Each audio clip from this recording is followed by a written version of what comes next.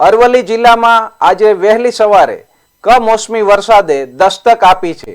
માલપુર, મેઘરજ અને મોડાસા તાલુકામાં ભારે પવન અને ગાજવીજ સાથે વરસાદ નોંધાયો છે.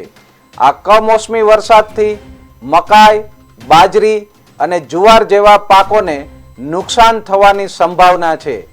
એક તરફ આકરો ઉનાળો અને અતિશય ગરમી છે, તો બીજી તરફ વાતાવરણમાં આવેલા આ અચાનક પરિવર્તનથી ખેડૂતો અને સામાન્ય નાગરિકો ચિંતામાં મુકાયા છે.